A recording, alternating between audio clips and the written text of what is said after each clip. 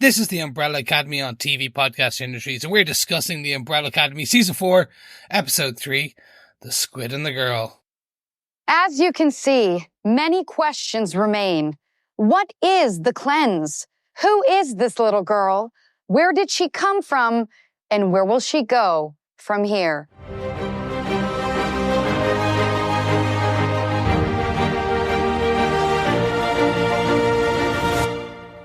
Welcome back, fellow Academy alumni and Brawly Dollies. This is TV Podcast Industries, and we're discussing the Umbrella Academy Season 4, Episode 3, The Squid and the Girl. And no, that's not the title of Ben's sex tape. I am one of your hosts, Chris.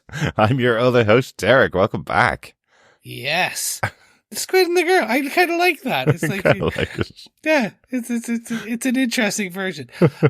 We are at the halfway point on the season, the final season of the Umbrella Academy. You know, it's really funny, isn't it? Like, we come from UK TV, obviously, Chris and myself, and it's so interesting that we keep talking about how short this season is, and it's awful they've only got 6 episodes. This was our entire growing up experience with sci-fi shows in the UK and Ireland that only lasted 6 episodes a season, and then they'd go away for a whole year and come back with 6 more episodes. You know, that was our whole experience. But here we are, halfway point for this season of the final season of the Umbrella Academy. Yeah. Do you remember how bad it was when they did Sherlock? And it was like 2 episodes a year? Yeah. Maybe even 1 a year? And you're like, okay, it's an hour and a half, but oh my God, we have to wait another 12 months just to see Benedict Cumberbatch do Sherlock again. Yeah. And we'll never see it now because him and Martin are marveled up. Well, they can't align their schedules at all, unfortunately. I did start rewatching Sherlock last week, actually, Chris. It's amazing that you brought that up. I started rewatching and it's such a good show. It's so absolutely loved it. So you're Sherlocked. I am. In on Umbrella Academy Episode 3. That too, Chris. Yes. Hello, Umbrella Academy alumni. We are going to discuss this episode in pure spoiler-filled approaches. Mm-hmm. So, if you haven't watched it, make sure you just pop on over. I'm sure you've watched all 6 episodes of the show so far. We're the ones that are behind, right, Chris? Yes, we are.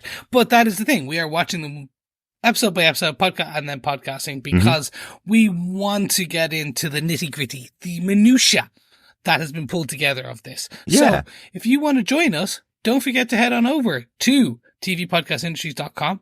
Subscribe because we know you want to, but also head on over to facebook.com/group/TV Podcast Industries and leave us your thoughts for each and every episode so that we can read them out and also kind of basically discuss your thoughts too. If you don't want to head over to Facebook, don't worry, we understand it. You can also just send us your thoughts via email to feedback@tvpodcastindustries.com.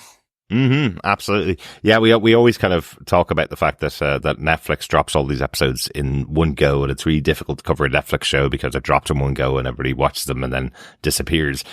Because it's the last season of Umbrella Academy, we really wanted to give it its due. We wanted to talk about each episode as we went and give it the time that they deserve because we've loved these characters for 4 seasons. What's it, 6 years now since we started covering the Umbrella Academy, or 5 years since we started covering the Umbrella Academy. So we want to make sure that we give it its time as we talk about each episode of the show as well. So delighted to have you all on board with us, of course, and loving your feedback so far. It's interesting because I've seen feedback about the last episode. Everybody has sent in all their feedback about the last episode. So as Chris said, we'd love to hear your episode by episode thoughts as we go as well. So keep sending them in to us. Yeah.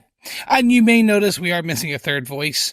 We are. Unfortunately, our third podcast host is still stuck in another dimension, another timeline.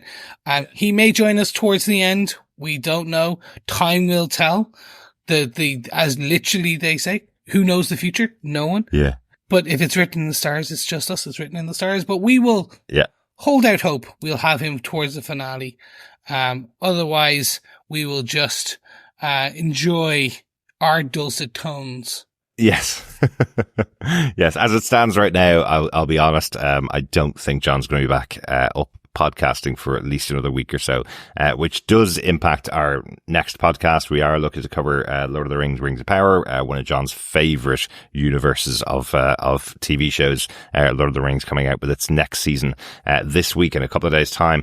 We have seen the episodes, but I'm not sure if John's going to be able to podcast about them until a bit later on in the season. But as that show's going weekly, it means it does give us the ability to catch up with the episodes as they go on. So we may not start at exactly the starting point of Lord of the Rings, but we will hopefully be able to catch up with it as the season goes on. Yes, and unfortunately, I did offer to sub in, but my discussion points of having not seen season 1 at all, and rarely parts and not remembering any of the films, I'd be like, so big ear elf over there got really annoyed at that dwarfy person who versus actually is jumping around with Lenny Henry, is that right?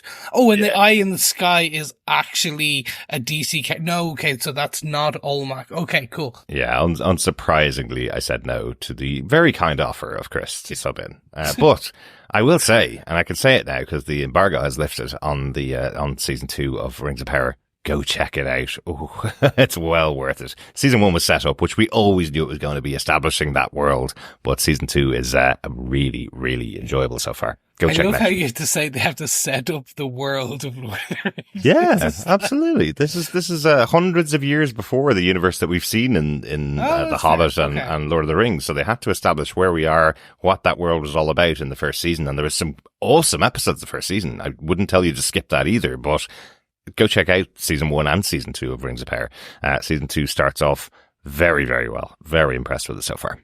Excellent stuff. But we're not here to talk about Rings of Power. We are here to talk about Netflix's Umbrella Academy. Yes, we are. So, Derek, without further much ado, let us dive into season 4, episode 3 of Umbrella Academy, The Squid and the Girl. Do you want to give us the episode details? Yes, absolutely. The show, of course, was created for television by Steve Blackman and developed by Jeremy Slater, based on the comic books by Gerard Way and Gabriel Ba. This episode was directed by Paco Cabezas. He directed episodes 7 and 8 of season 3 and directs 3, 4 and 6 of the 6-episode season. So the director who's had most to do with the final season of Umbrella Academy. Previously directed 4 episodes of Penny Dreadful and 2 episodes of the sequel series Penny Dreadful, City of Angels, both of which we covered here on TV Podcast Industries as well. So, yeah, wasn't it? Yeah. Such a good City of Angels was that was the one I was like, oh, I really wish we had it. That's one I'm sad we never got more of. Yeah, we got one season which set up a great second season, which never came to pass, unfortunately. Yeah. But this episode was written by Erin Michelle Williams and Elizabeth Padden. Erin has been a staff writer on the show since season 2 of the Umbrella Academy and wrote 2 episodes of season 3 as well. And this is Elizabeth's second episode of Umbrella Academy. As we mentioned before, lots of returning writers for the show, the writer's room and the staff writers all pretty much staying involved all the way throughout the seasons of this show. Great stuff. And with that said, Chris, do you want to give us the summary for Umbrella Academy Season 4, Episode 3, The Squid and the Girl? Sure. In October 2006, fishermen caught a giant squid off the coast of the US with a young girl trapped inside. When asked what happened, the young girl responded with 2 words, the cleanse. Shortly after, Reginald built a town in Maine for the young girl, Jennifer, to live a normal life, yet stay protected. In the present day, Ben's body is changed after colliding with the now grown Jennifer during her kidnapping by the doctors Jean and Jean Thibodeau.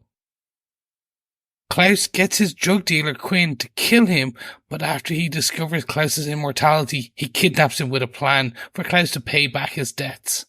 5, Diego and Lila go to the Keeper's HQ. 5 reveals to Lila that his powers now allow him to navigate between timelines via subway station to the same place, but in a different timeline. He has no control over where they travel to, and when they find themselves in 5's original apocalypse, he quickly returns them to Diego. Diego finds files from the original timeline, which lists Ben's cause of death as the Jennifer incident, a mission from the Umbrella Academy's past that none of the family can quite remember. Alison, Victor and Luther go to the Hargreaves Manor, where they meet Abigail and Reginald. When Diego, 5 and Lila arrive, they realize that the original Reginald Hargreaves erased their memories of how Ben died, and upon reuniting, they attempt to restore their memory.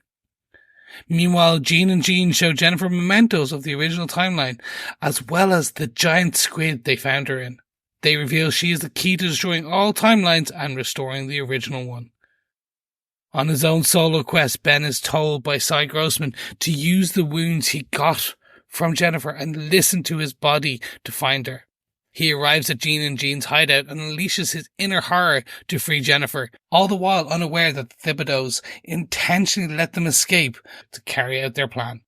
Yes, the Thibodeaux being really central here. We start off the episode with effectively a kind of start to the cleanse, and we end off the episode leading into the cleanse. And I believe episode 4 is called The Cleanse, so I guess we're going to go full circle over the course of these 2 episodes, yeah. I think so. But I think we need to jump into it because there's a lot to discuss There's some fun stuff to discuss in this episode. Yeah, definitely. Yeah. We talk about our big moments, the big things that stood out to us in the episode overall. So Chris, where do you want to start? What's your big moment from the episode? The thing that you want to talk about most? So I want to discuss Jennifer, Jean, and the horror. Or as I like to call it, Jen, Jean, and the horror. Mm-hmm. I couldn't find Jean, Ben. It could have been, yeah. That's probably a better way. Mm-hmm. Let's get in there, because this is interesting. The amount of OG artifacts that Jean and Jean have on site.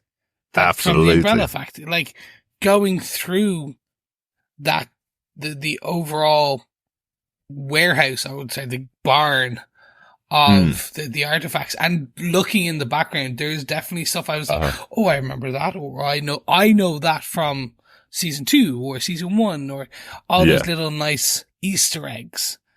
And I really enjoyed that. I also enjoyed this flashback to the squid, really just adding additional confusion for me. I was really trying to understand why a little girl was in a squid. I'm sure lots of other people were too. Absolutely. But yeah. Do you know what I loved about that opening scene, though? How sweary the coverage was on the TV. It really made me laugh. So it's 1995. We were alive in 1995.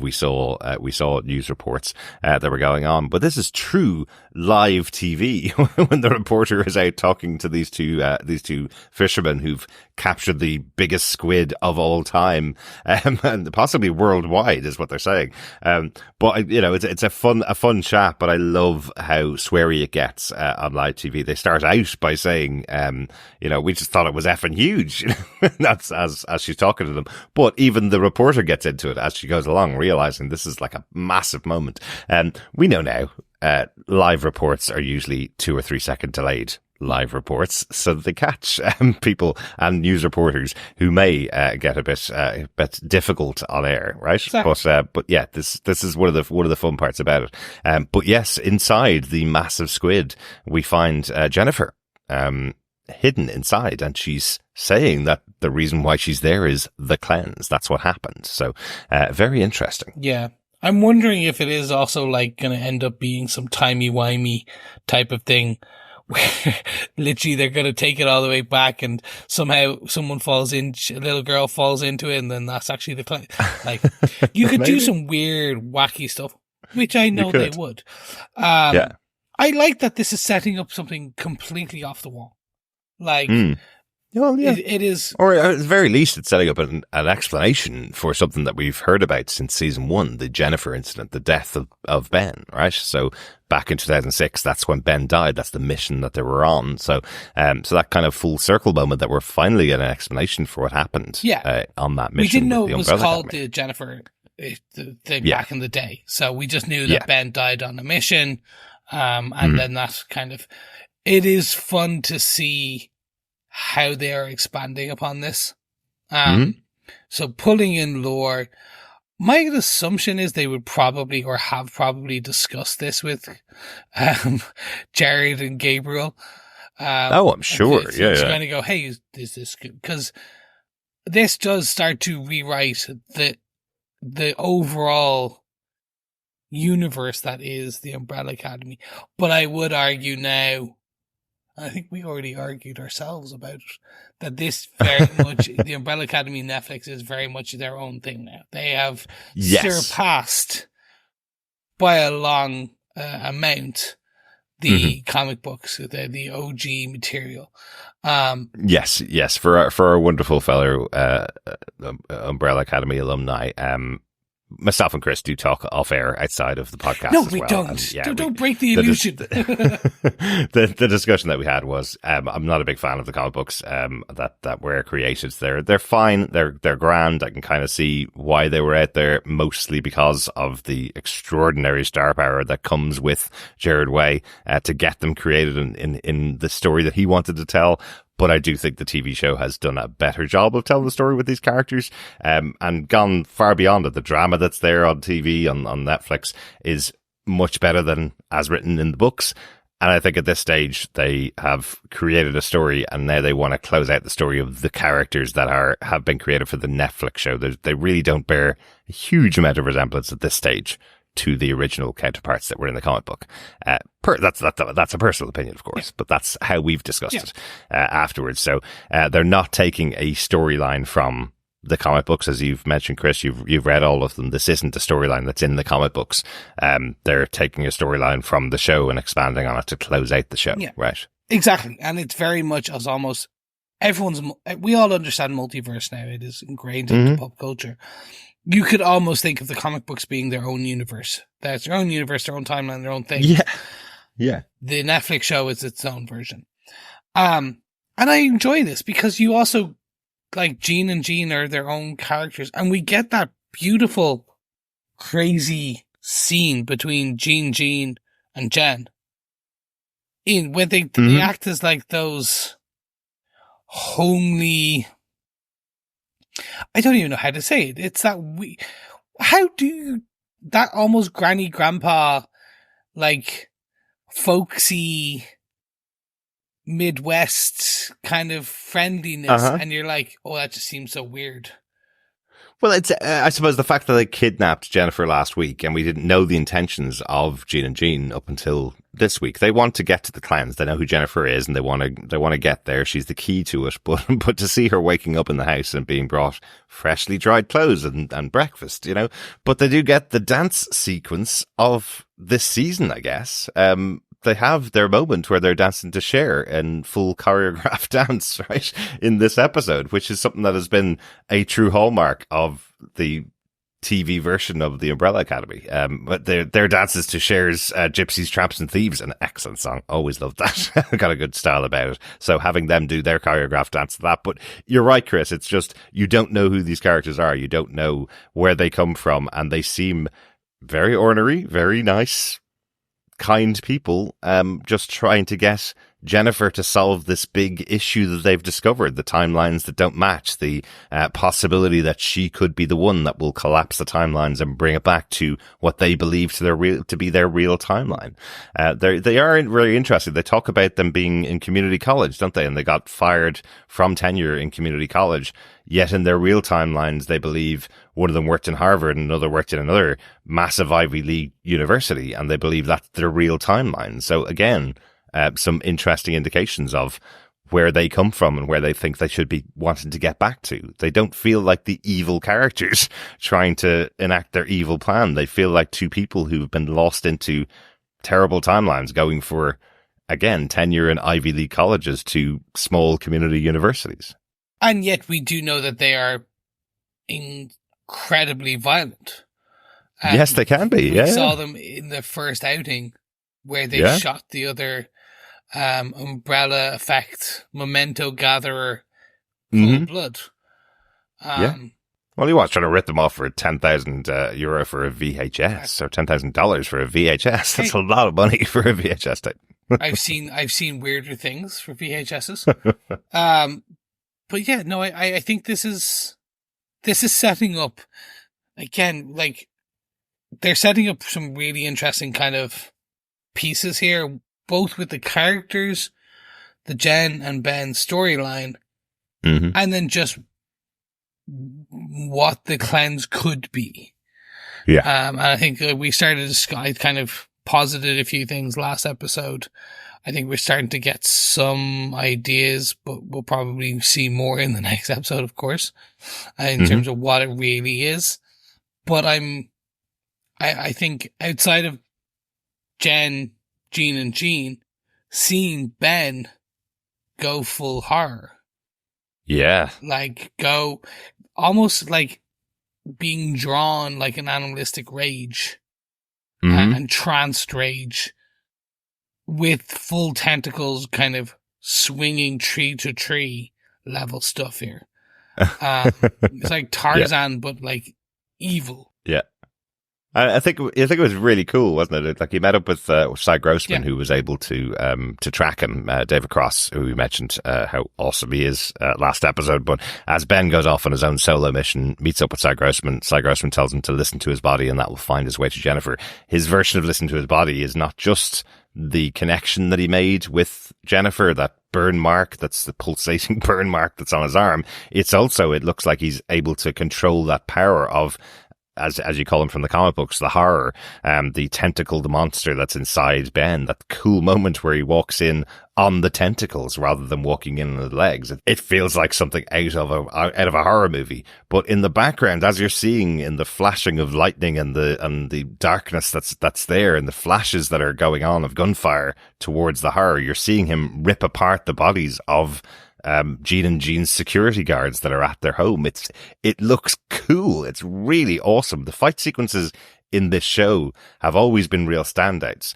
I wish we'd been able to see a bit more of this moment with the horror, with Ben ripping people apart, because he is definitely up there with the rest of the Umbrella Academy in terms of his power, right? But we see just moments of it. We just see flashes of it in the background in this moment. Yeah, it's cool though. My assumption was just this was a money decision because it's a lot possibly of CGI to make Ben be up and the way he is.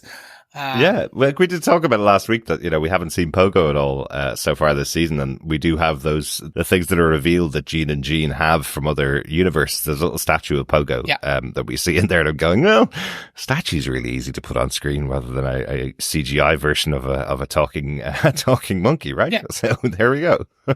So, that's our Pogo for the season, Chris. That's the max we'll get. But overall, look, so I just enjoy this. I enjoy Jean. I enjoyed Jennifer's reaction to the lamb and milk. And then I enjoy Ben and being that pulled, feeling that call being kind of discussed by Cy. And like, it all just kind of starting to coalesce. The storyline of the cleanse, the storyline of Jennifer, storyline of Ben. Yeah. And at the very point, we're going to have to get Bennifer being named. Like, it's going to happen. It's just when. Because if it's not around the real world, might as well be around in the Umbrella Academy, huh? Exactly. But yeah, that's my big point for this episode. Excellent What about stuff. yourself? Excellent stuff. My big point is about Diego 5 and Leela's very successful mission, really. Going off to the Keeper's headquarters, which we saw in the previous episode, where Lila and 5 had been investigating the Keepers undercover behind Diego's back. I love how it all comes out really early in the episode, that's what's happened.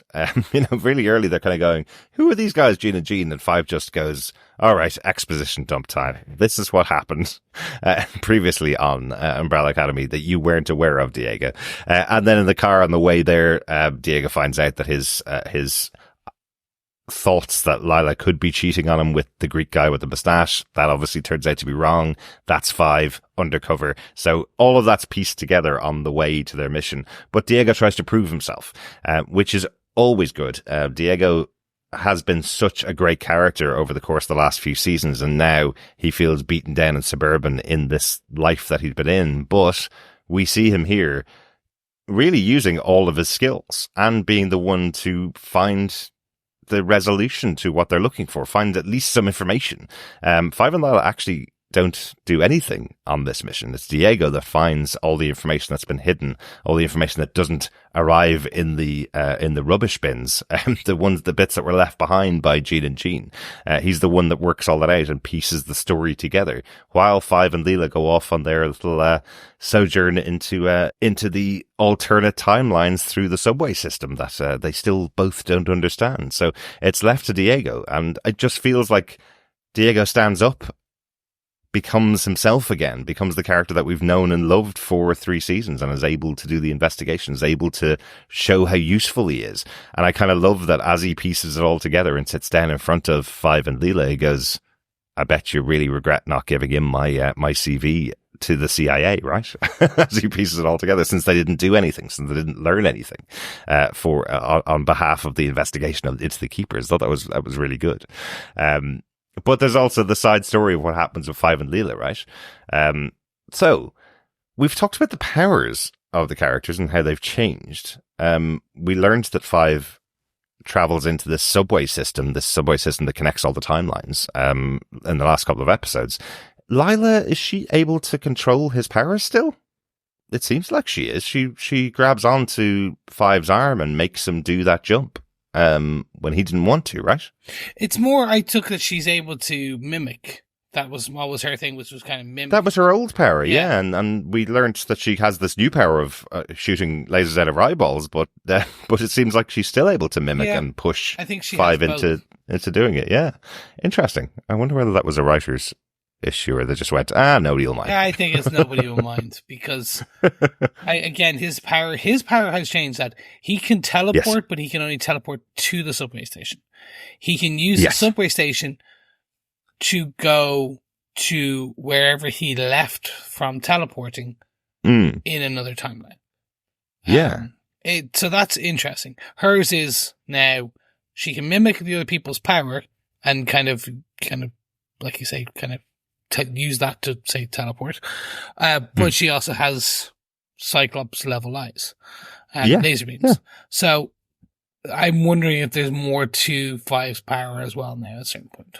Yeah. Yeah, and there was an interesting moment within that as well, where they take the subway system, I guess, within these timelines to his apocalypse, to the apocalypse that we saw back in season 1, where Five had stayed for 40 years, wasn't it? Where he jumped to by mistake and it's been stuck there for 40 years. So we see the alternate version of Five shooting from battlements at the appearance of R5 and Leela arriving in his apocalypse, where he'd been alone for 4 years with his mannequin. And that's the only thing that's been keeping him company for a few years. That and his gun, I guess. His gun and his wife. Yeah. Yeah. That was always a fun storyline. He was married to a mannequin. He was.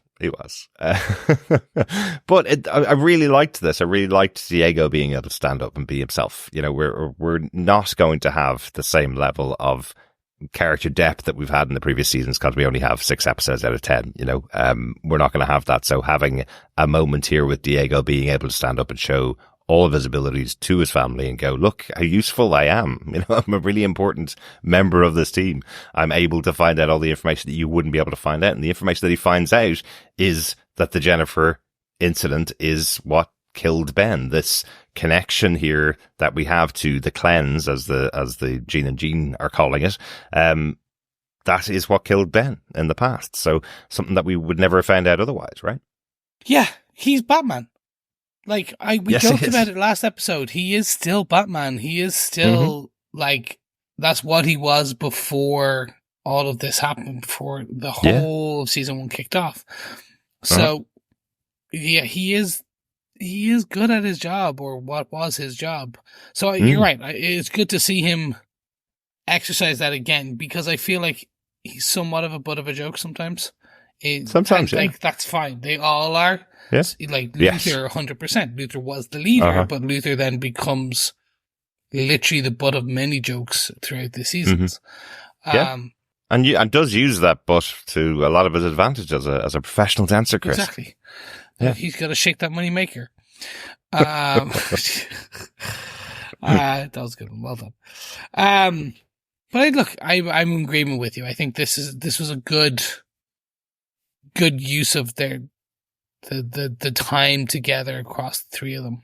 Absolutely. And I do want to know more about the Jennifer incident. And I think that's where seeing them all go to Reginald Hargreaves meeting Hargreaves' wife.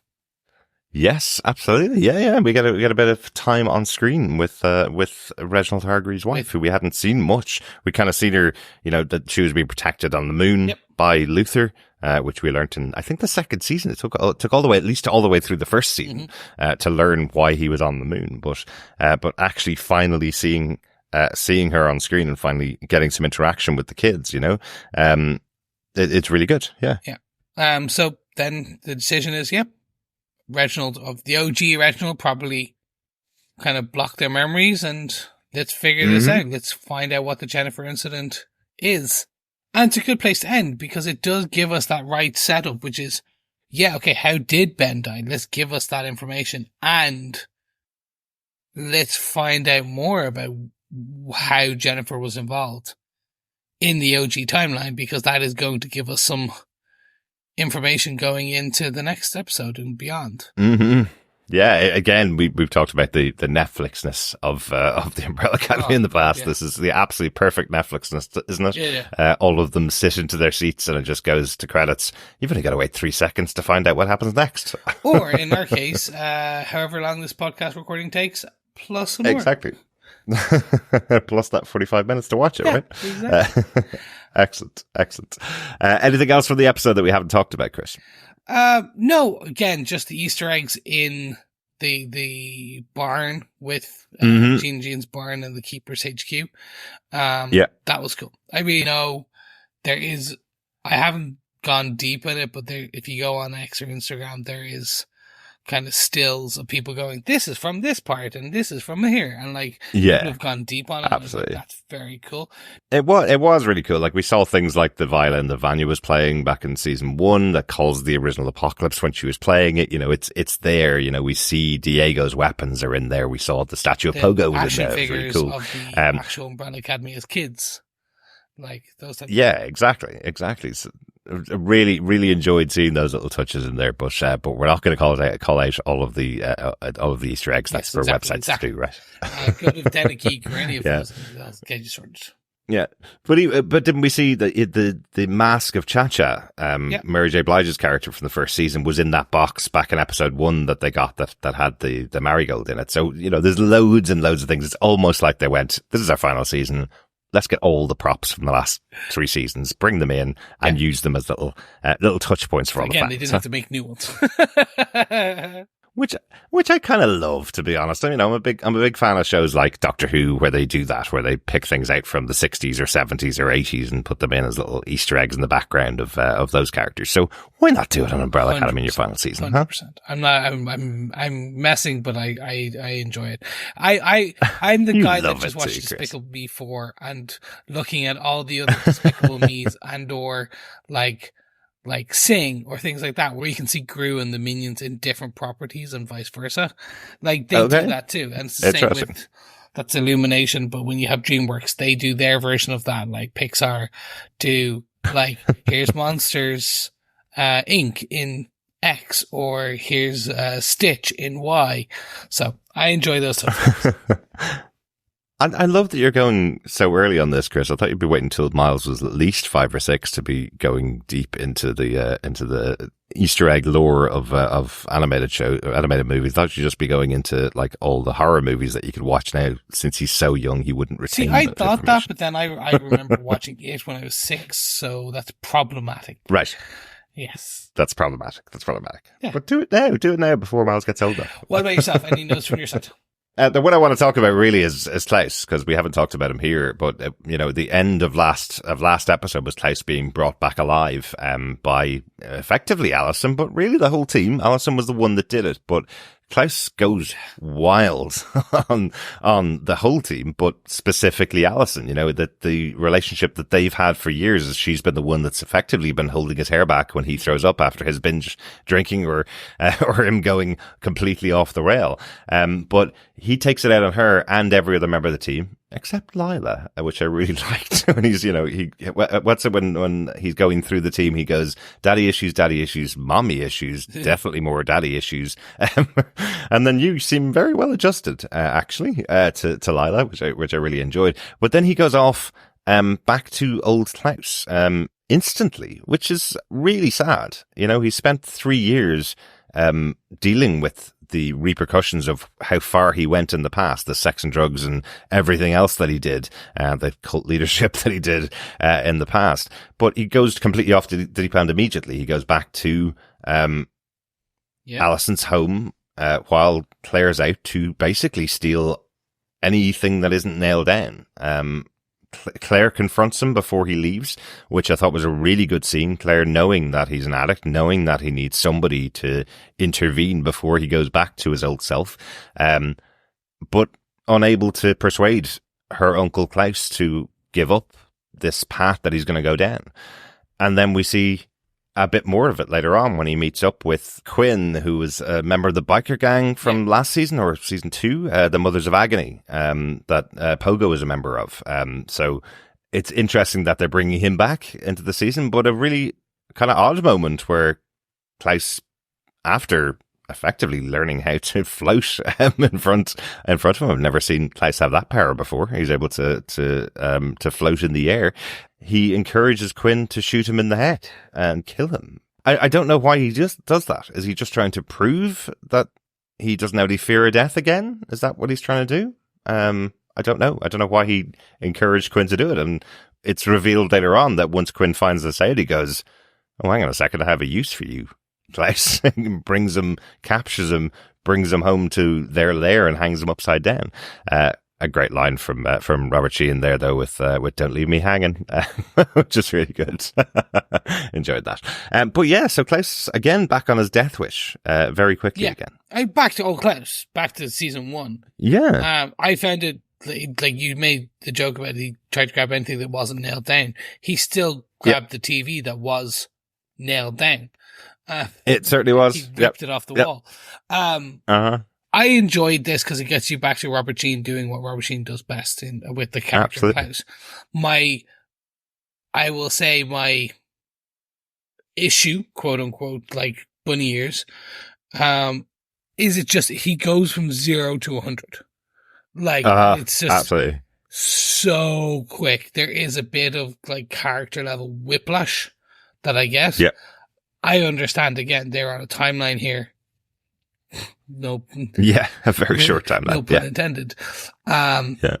But I think it just was so quick. That was the bit.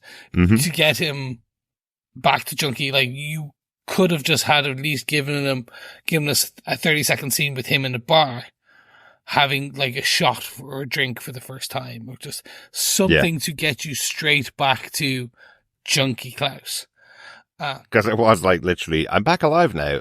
Taxi, right? Off I go. Off I go to Claire's house or to Alison's house to rob everything off that isn't nailed down. Yeah, it's you don't see any of it, and even Claire says to him, "You don't seem like you're in a very good place here, and I don't think a beer is going to make this any better at all for you. I don't think there's going to be any alcohol that will sort this out for you. You seem to be in a bad place, But you're right. It does seem like things that are written to expedite the story rather than things that would make Klaus go over the edge. It just seems like he goes, right, well, now I'm back. Yeah. I can't die, so off I go to put myself to the test. And he will try. And he will try. He will try. But overall, Chris, what did you think of episode 3 of season 4 of Umbrella Academy? I enjoyed it. Again, learning more and more about the keepers, the powers. But again, for me, this is the storyline. What is the cleanse? What will it be? What is this weird animalistic attraction craziness between Ben and Jen? When will they officially call them Bennifer or Jen? That doesn't work as much. But for me, it's just finding out what's happening. And again, the characters are the characters. Again, just spending time with this family is always fun. Mm-hmm. This it moved the story along for a lot of characters, for some at the right pace, and for others, as I won't get back into it, just at a whiplash pace. But it sets us up in a good place for episode 4 to kind of really go deep on what is happening, what happened, and what's next. So overall, still really enjoyed it and looking to get further in. What about yourself? Yeah, I really enjoyed this. This seemed like it was at a massive pace, considering what we've had in previous seasons of the show, where this kind of story will be spread over a few episodes. This was going fast, and I think the big reveal of the episode is in a dropped line from Jean and Jean. When they're talking to Jennifer, they kind of look at her for the first time and they go, "We have so many questions about the cleanse. Tell us about the cleanse." And then the next time you see them, they go, "So what you're supposed to be doing is destroying all of the timelines and restoring the original timeline. Isn't that right, Jennifer?" And you're going, "Oh, okay, that's the cleanse, I guess. That's the big crux this whole thing is based on for the season." So you've just told us it all in one episode, and it's gone from here's the family without powers, here's the family with powers, here's the setup for the season, and it all went by in a click of fingers. And we've got 3 episodes left. So I think it has told us everything we need to know to get us to how's the season going to end, right? They've got to stop the cleanse from happening, because that will kill everybody in this timeline, or they've got to go with the cleanse and go back to just the original timeline. That's the choice that they have to make between now and the end of the season. It was great to see the family interact all together, and great to see them back with Reggie. But with the addition of Abigail, Reggie's wife, it was kind of cool to have that interaction rather than them once again just having Reggie being the alien amongst them all, telling them, "All my decisions are the right decisions, and all you kids are terrible at your jobs." That was kind of a nice addition to the show. So hopefully we get a bit more of Abigail interaction as the rest of the series goes on. She's a nice addition to the show. You can kind of understand how she balanced Reggie out, and when she wasn't around, she was the one. That's why he's been so unhinged, I guess, for the last few seasons. So that was quite nice. And yeah, we got our dance sequence in this episode, with Jean and Jean doing Gypsies, Tramps and Thieves. That was great fun. I wish it was longer, like I have wished about all the dance sequences from all the seasons. I wonder, will we get a final dance sequence at the end of episode 6, since they've been so big and so loved by the fans? What do you think, Chris? I hope so. I really do hope so. I hope that there's something there. Dancing to a fade to black would be lovely. Would be cool, wouldn't it? Would be cool. Maybe we'll close out with something like Bruce Springsteen's Born to Run, as they all run in separate directions as the final impending apocalypse kills everybody else. There you go. The cleanses them. Mm-hmm. Well, that's our thoughts. Yeah, that's our thoughts. Let's get a quick pop in and check in with our Academy alumni with some messages from the future. We got a message in on Facebook from Dr. Bob Phillips, who says, "High points of this episode were the reverse Clockwork Orange machine, line dancing PhDs, and the return of Klaus. I think he's about to do a Captain Jack and be killed for money. I'm looking forward to seeing how Lila and Five unpick the subway problem. Will there be a nod to the trolley bus conundrum, and why a giant squid can make the world clean again?" I love how you break down the episodes, Dr. Bob. That's really funny. So Captain Jack from Doctor Who couldn't die at all. I don't think he got killed for money, though, at least not very often. In the show itself. But Klaus, yeah, I wonder if that's it. Will he be someone that people can vent their rage on? Is that how he's going to be used by the Mothers of Agony? Could be. Like, it's going to be interesting. I always remember Captain Jack from the short-lived, long wish for more of Torchwood. Yeah. Where it was the adult Doctor Who, where they got into some very serious dark versions, and I was like, "Oh, this is good. This is really good." It came and went, but there should have been more. It did, yeah. Quite literally, that would have been maybe one of the jokes that was written into Torchwood in the early couple of seasons, just to make it a bit more adult. No, definitely. Yeah. It was a good show. Overall, did like it. Captain Jack was a great character. Regularly appeared across Doctor Who for all of the seasons. So great to think about that could be what Klaus is doing. But I'm not sure if they'll go for killed for money. I think they might go somewhere else with Klaus, because that would be just awful if you just had Robert Sheen having his head cut off in one episode, and then maybe, getting stabbed through the heart in the next episode, and then he just keeps coming back if that's the way they're going to go. But yes, thanks so much, Dr. Bob, for your thoughts. Yep, thanks, Dr. Bob. Who knows? They might even just have him levitate into weird places that no other people can get to. Yeah, maybe that's it. Yeah, that's it. Quinn saw him levitating. Yeah, that's that's one of the new powers, I guess. Klaus has. Thanks, Dr. Bob, and thank you so much to everyone else for your feedback. Don't forget, head on over to facebook.com/group/TV Podcast Industry and leave us your feedback there, or send us your feedback to feedback@tvpodcastindustries.com. And you still have multiple episodes where we can hear it. So get it in now, and we'll read it out on the show and discuss it. But with all that said and done, thank you so much for joining us for episode 3 of season 4 of the Umbrella Academy. We will be back with episode 4 of season 4, The Cleanse. This is it. It's finally going to be revealed, or will it just happen? I was going to say, will the cleanse happen in the next episode? Surprise! Yeah. The next episode 5 and 6 is just black, dark screen. That's it. Or episode 4, the cleanse happens, and episode 5 and 6 as everybody works out how to live their real lives in the main timeline. Yeah, that could be it. How about that? Who knows? Because I do wonder, with all the apocalypses that have gone on throughout the last 3 seasons of the Umbrella Academy, if they get brought back to one central timeline, will it just end 5 minutes later with one of the 3 apocalypses that have happened so far? Where do you go back to on the main timeline? Maybe the Thibodeaus, the Jean and Jean, maybe they're making the wrong decision here to go back to a timeline where maybe their lives ended 3 minutes later. It might not be the greatest of plans, but we'll find out, I guess, in the next episode of the Umbrella Academy. Oh, I know 100%. You know what the ending's going to be now. Now you said that. They get back, everyone's happy, and then they turn around and literally someone comes in and goes, the apocalypse is coming in 24 hours. And it's just their life is forever apocalypses in 3 days. Maybe. Yeah. Maybe. We know it's the last season, Chris, so they can't end on a cliffhanger. Can't end maybe it'll just happy ever after. It's not how this works. Or maybe somebody will run in and go, you can't dance here. This is a town like out of Footloose.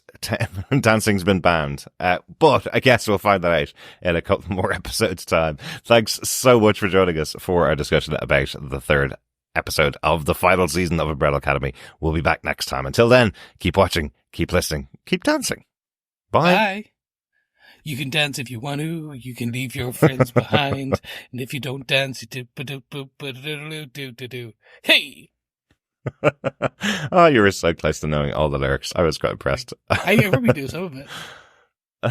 Bye.